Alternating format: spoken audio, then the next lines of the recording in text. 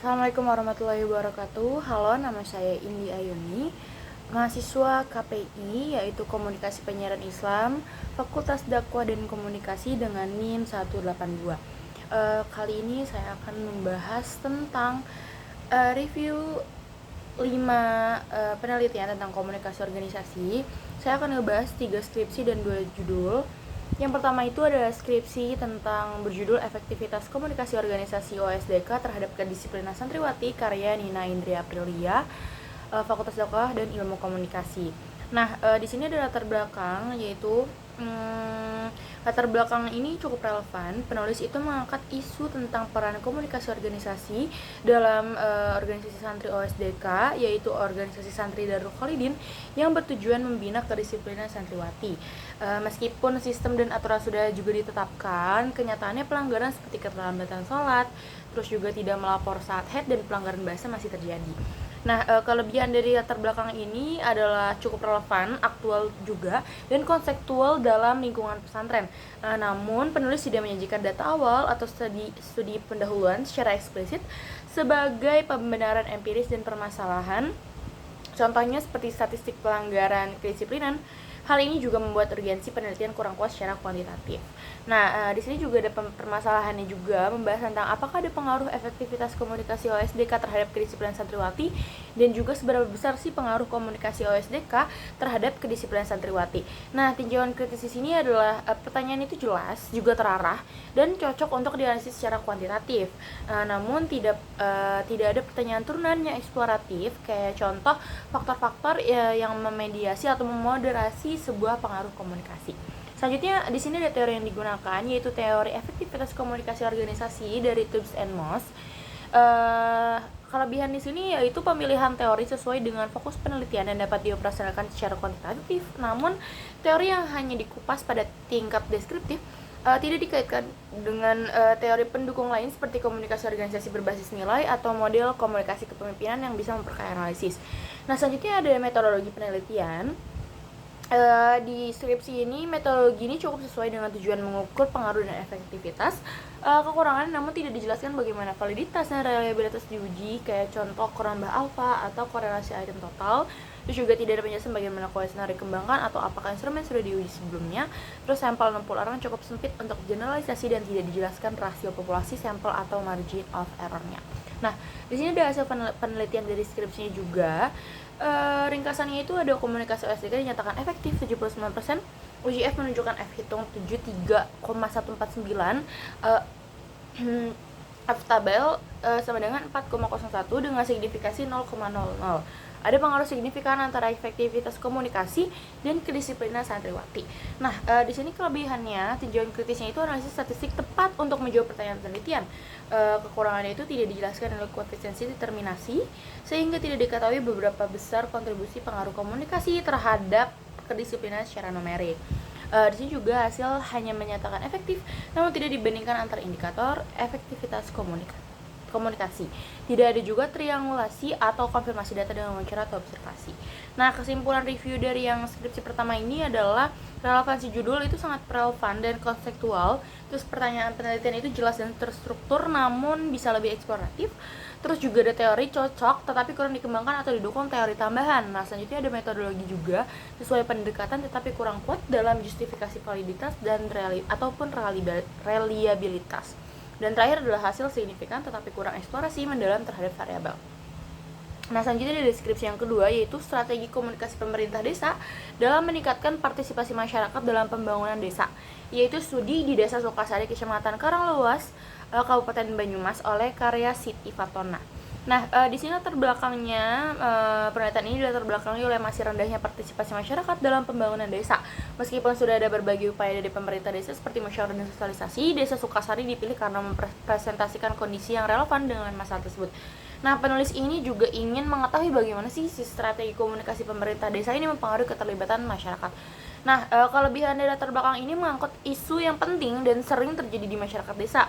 Bagaimana mengaplikasikan dan merelevansi dengan pembangunan lokal. Dan tapi kekurangannya itu tidak dilengkapi data awal yang spesifik tentang tingkat partisipasi masyarakat atau contoh kegagalan program akibat kurangnya komunikasi. Nah, hal ini melemahkan urgensi penelitian secara empiris. Nah, selanjutnya ada permasalahannya. yaitu bagaimana sih strategi komunikasi pemerintah Desa Sukasari dalam meningkatkan partisipasi masyarakat dalam pembangunan desa. Di tinjauan kritis ini kelebihannya adalah fokus langsung pada objeknya.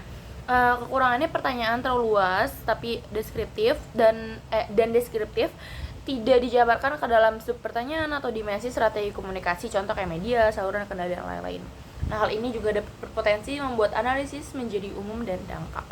Nah, selanjutnya dari teori yang digunakan yaitu strategi komunikasi dari Effendi. Kelebihannya adalah teori ini juga relevan dan sering dipakai dalam kajian strategi komunikasi publik. Nah, tapi kekurangannya tidak dibahas lebih lanjut mengenai dimensi praktis dari teori Effendi dalam konteks desa atau komunikasi pembangunan. Juga tidak dibandingkan dengan teori alternatif seperti komunikasi partisipatoris atau komunikasi pembangunan rural. Nah, metode penelitian yaitu pendekatannya kualitatif deskriptif, pengumpulan data dengan wawancara, observasi dan dokumentasi, dan analisisnya reduksi data, penyajian data, penarikan kesimpulan. Tinjauan kritis adalah metode kualitatif cocok untuk menggali strategi dan konteks sosial. Tapi kekurangannya tidak dijelaskan secara mendalam bagaimana informan dipilih. Misalnya kayak kriteria purposive sampling, terus juga validitas dan reliabilitas data tidak dibahas, misalnya kayak triangulasi atau member checking, terus tidak ada kodifikasi atau sistem kategorisasi dalam analisis data sehingga pembahasan bisa menjadi naratif tanpa kerangka yang jelas. Hasil penelitian, strategi komunikasi dilakukan melalui musyawarah desa dan sosialisasi langsung, penggunaan media tradisional seperti pengeras suara masjid, komunikasi interpersonal melalui tokoh masyarakat. Partisipasi masyarakat juga meningkat meskipun masih ada tantangan seperti rendahnya kesadaran warga, minimnya pendidikan, dan faktor ekonomi. Nah, tinjauan kritisnya itu kelebihannya adalah hasil menunjukkan hubungan nyata antara pendekatan komunikasi dan respon masyarakat, namun kekurangannya itu tidak dibandingkan efektivitas antar strategi. Analisis masih deskriptif dan tidak menggambarkan perubahan konkret dalam tingkat partisipasi, atau tidak ada data pendukung seperti keikutsertaan warga dalam kegiatan sebelum atau sesudah strategi diterapkan. Nah, tidak ada juga rujukan silang antara hasil dan teori secara eksplisit. Selanjutnya, skripsi yang ketiga adalah tentang komunikasi interpersonal guru dalam membentuk karakter siswa.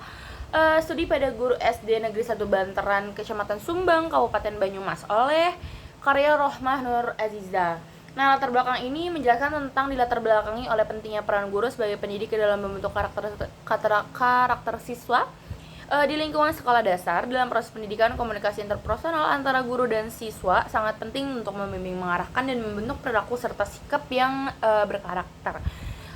Juga di sini ada permasalahannya, yaitu bagaimana sih komunikasi interpersonal guru dalam membentuk karakteristik siswa di SD Negeri 1 Banteran. Pertanyaan ini juga terlihat bertujuan untuk mengeksplorasi pendekatan komunikasi yang digunakan guru serta dampaknya terhadap perkembangan karakter siswa. Nah, teori yang digunakan di skripsi ini adalah teori komunikasi interpersonal oleh dari De Vito yang mencakup unsur-unsur komunikasi dua arah. Seperti kayak keterbukaan, empati, dukungan positif terhadap interkomunikasi, juga kesetaraan. Teori ini juga digunakan untuk menilai bagaimana komunikasi interpersonal guru mempengaruhi pembentukan karakter siswa. Selanjutnya ada metodologi, yaitu pendekatannya tentang kualitas deskriptif, teknik juga pengumpulan data, yaitu seperti wawancara, observasi, dokumentasi dengan kegiatan sekolah. Juga ada subjek, guru-guru yang aktif dalam kegiatan pembinaan karakter siswa. Terus ada analisis data juga, reduksi data, penyajian data, dan penarikan kesimpulan. Nah, hasil penelitian dari skripsi ini adalah guru di SD Negeri 1 Banteran menerapkan komunikasi interpersonal dengan pendekatan persuasif, empatik, dan partisipatif seperti tadi yang ada di teori, jadi relevan. Terus ada bentuk komunikasi yang meliputi dialog langsung, pemberian nasihat, dan pembinaan rutin dalam kegiatan kelas dan luar kelas. Terus ada komunikasi dilakukan secara intensif, personal, dan dengan pendekatan kasih sayang yang terbukti membentuk karakteristik siswa seperti jujur, disiplin, tanggung jawab, dan peduli. Yang terakhir adalah kendala yang dihadapi termasuk perbedaan latar belakang siswa, kurangnya dukungan dari lingkungan rumah, dan keterbatasan waktu guru. Nah, yang keempat ini ada dari jurnal yang berjudul Iklim Komunikasi, Iklim Organisasi, dan Iklim Komunikasi Organisasi karya Cartono dan Asep Maulana yang dipublikasikan dalam Orasi Jurnal Dakwah dan Komunikasi Vol 10 nomor 2 Desember 2019. Latar belakangnya itu, penelitian ini tuh dilatar belakangi oleh pentingnya iklim komunikasi dalam sebuah organisasi. Komunikasi juga menjadi aspek vital yang mempengaruhi efektivitas kerja, keterlibatan anggota, dan keberhasilan organisasi secara keseluruhan. Nah, penelitian ini juga difokuskan pada unit kegiatan mahasiswa UKM Hay'ah At-Tahfidz wal Qiraah atau HTQ di IAIN Syekh Nurjati Cirebon, sebuah organisasi memang mahasiswa berbasis Al-Quran yang menunjukkan dinamika komunikasi organisasi yang khas dan menarik untuk diteliti. Nah, penulis ingin mengetahui bagaimana iklim komunikasi mempengaruhi kinerja dan kerjasama dalam organisasi tersebut. Nah, permasalahan di sini yang disajikan adalah bagaimana pengaruh iklim komunikasi organisasi terhadap kinerja pengurus UKM HTQ dan sejauh mana sih kepercayaan, keakraban, dan kerjasama antar pengurus berpengaruh pada realisasi program kerja. Nah, teori yang digunakan adalah teori iklim komunikasi organisasi dari Pace and Fowles 2006 dan 2018. Terus juga ada teori komitmen keorganisasi serta pendekatan lingkup komunikasi organisasi. Terus ada metodologi penelitian, yaitu jenis penelitian itu kualitatif deskriptif. Juga pengumpulan datanya observasi langsung terhadap kegiatan UKM HTQ, wawancara mendalam dengan ketua umum, pengurus, dan anggota, teknik analisis deskriptif terhadap hasil wawancara dan observasi, objek penelitian, unit kegiatan mahasiswa HTQ di IAIN Syekh Nurjati Cirebon. Nah, selanjutnya ada hasil penelitiannya juga dari jurnal ini adalah iklim komunikasi organisasi dinilai cukup stabil. Juga komunikasi juga antar pengurus terjalin melalui kegiatan musyawarah, diskusi program, dan koordinasi informal. Terus juga ada keharmonisan dan rasa kekurangan sangat terasa. Terus juga ada kepercayaan dan kedekatan emosional antar anggota menjadi penggerak utama. Seperti itu. Selanjutnya ada judul yang terakhir, yaitu paradigma dalam teori organisasi dan implikasinya pada komunikasi organisasi oleh Yovita Sabarina Sitepu. Nah, di sini beliau mengambil judul mengangkat topik ini karena dalam ilmu organisasi terdapat beragam paradigma atau cara pandang yang mempengaruhi bagaimana organisasi dipahami dan dijalankan. Nah, paradigma ini juga berdampak besar terhadap cara komunikasi organisasi berlangsung, terutama dalam konteks manajerial dan hubungan antar individu. Dengan memahami perbedaan paradigma klasik, transisional, dan pengembangan sumber daya manusia, kita dapat lebih tepat mengidentifikasi bentuk komunikasi organisasi yang sesuai dengan situasi tertentu. Nah, permasalahannya di sini, pertanyaan tersebut tidak dirumuskan secara eksplisit dalam bentuk kalimat tanya, tetapi menjadi landasan utama pembahasan dalam artikel ini, yaitu bagaimana berbagai paradigma organisasi mempengaruhi konsep dan praktik komunikasi organisasi, juga apa saja sih implikasi komunikasi dari teori-teori organisasi berdasarkan masing-masing paradigma.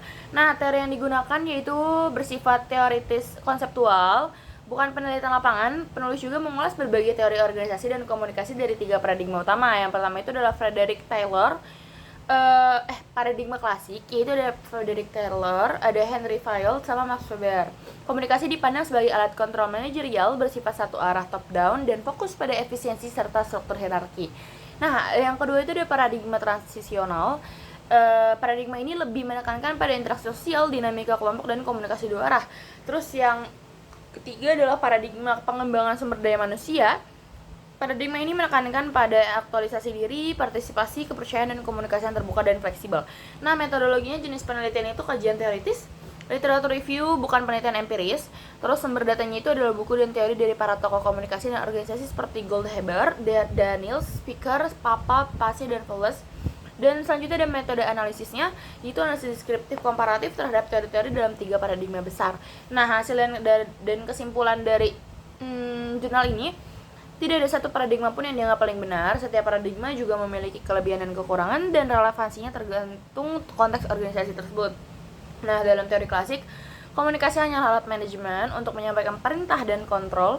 Terus juga dalam paradigma transisional, komunikasi menjadi proses dinamis yang melibatkan psikologi, motivasi, dan interaksi sosial. Yang keempat adalah paradigma pengembangan SDM, melihat komunikasi sebagai alat pemberdayaan dan pengembangan diri, menciptakan iklim organisasi yang sehat dan produktif. Dan yang terakhir adalah seiring perkembangan zaman dan teknologi, semakin banyak juga organisasi yang bergerak menuju paradigma yang lebih humanistik dan partisipatif. Jadi kesimpulan dari akhir ini juga memberikan wawasan bahwa pemahaman terhadap paradigma organisasi sangat penting untuk menentukan model komunikasi organisasi yang efektif. Jadi seperti itu teman-teman untuk video review skripsi dan jurnalnya. Jadi terima kasih. Wassalamualaikum warahmatullahi wabarakatuh.